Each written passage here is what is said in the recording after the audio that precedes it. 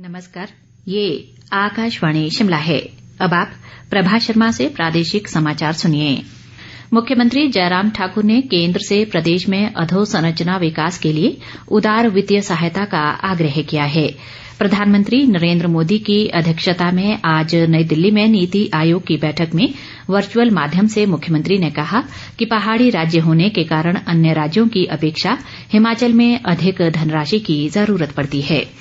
उन्होंने कहा कि प्रदेश को देश का पर्यटन केंद्र बनाने के लिए राज्य सरकार भरसक प्रयास कर रही है, मगर बेहतर हवाई व रेल संपर्क न होने के कारण इसमें कठिनाई हो रही है।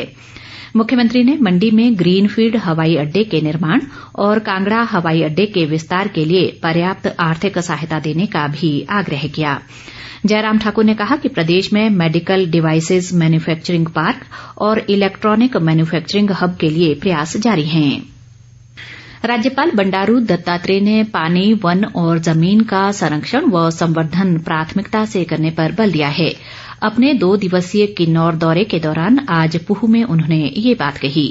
राज्यपाल ने कहा कि केंद्र सरकार द्वारा समाज के हर वर्ग के लिए अनेक योजनाएं शुरू की गई हैं, जिसका लाभ प्रत्येक व्यक्ति को मिलना चाहिए। इस मौके पर उन्होंने 136 इंडिपेंडेंट इन्फेंट्री ब्रिगेड के उच्च अधिकारियों व सैनिकों से भी बातचीत की। केंद्रीय वित्त व कॉरपोरेट मामले राज्य मंत्री अनुराग ठाकुर ने कांग्रेस पर कृषि कानूनों को लेकर किसानों को भ्रमित करने का आरोप लगाया है। हमीरपुर जिले में सुजानपुर क्षेत्र के पटलांदर में आज आयोजित पंचायत प्रतिनिधि सम्मान समारोह में उन्होंने कहा कि ये कानून किसानों के फायदे के लिए बनाए गए हैं। उन्होंने कहा कि प्रधानमंत्री नरेंद्र मोदी के नेतृत्व में केंद्र सरकार ने कोविड-19 जैसी महामारी के दौरान सराहनीय कदम उठाए हैं। उन्होंने कहा कि विश्व के 110 देशों को कोविड वैक्सीन की आपूर्ति की जा रही है। पंचायतीराज व पशुपालन मंत्री वीरेंद्र कंवर ने कहा है कि किसानों की आय दोगुना करने के लिए केंद्र सरकार द्वारा अनेक कदम उठाए जा रहे हैं। ऊना जिले के बसाल में आज एक जनसभा को संबोधित करते हुए उन्होंने कहा कि कृषि कानून किसानों के हित में बनाए गए हैं। उन्होंने कहा कि इन कानूनों से किसानों को मंडी टैक्स से छुटकारा मिलेगा। कंवर ने कहा कि किसानों को बहुउद्देशीय खेती के लिए प्रोत्साहित किया जा रहा है। स्वास्थ्य मंत्री राजीव सैजल ने कहा है कि कोविड वैक्सीन पूरी तरह से सुरक्षित है और टीकाकरण के लिए पंजीकृत व्यक्तियों को टीका लगवाने के लिए आगे आना चाहिए। शिमला से जारी एक बयान में उन्होंने कहा कि अब तक 63,890 स्वास्थ्य कार्यकर्ताओं को इसकी पहली खुराक दी जा चुकी है। सैजल ने कहा कि अग्रिम पंक्ति के 28,840 कार्यकर्ताओं को कोविड वैक्सीन की खुराक दी जा चुकी है और 1 मार्च तक निर्धारित लक्ष्य को हासिल कर लिया जाएगा।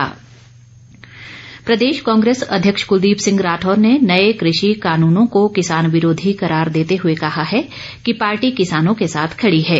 शिमला में आज पत्रकारों से बातचीत में उन्होंने कहा कि भाजपा द्वारा धर्मशाला में आयोजित कार्यसमिति की बैठक में इस संबंध में पारित प्रस्ताव का कांग्रेस विरोध करती है। उन्होंने कहा कि भाजपा कार्यसमिति की बैठक में बढ़ती महंगाई, बेरोजगारी और बिगड़ती अर्थव्यवस्था से उभरने के उपायों के साथ साथ कोरोना काल में हुए कथित भ्रष्टाचार पर कोई भी चर्चा नहीं की गई। मुख्य सचिव अनिल खाची ने कहा है कि लाहौल स्पीति में विंटर स्पोर्ट्स की बहुत संभावनाएं हैं और आने वाले समय में ये जिला विंटर टूरिज्म का हब बनेगा। लाहौल घाटी के खंगसर में आयोजित स्नो फेस्टिवल में शिरकत करते हुए उन्होंने ये बात कही। खाची ने कहा कि राष्ट्रीय और अंतर्राष्ट्रीय स्तर पर शीतकालीन खेलें आयोजित करने के लिए अटल बिहारी पर्वतारोहण संस्थान को मास्टर प्लान तैयार करने को कहा गया है। इसी के साथ ये समाचार बुलेटिन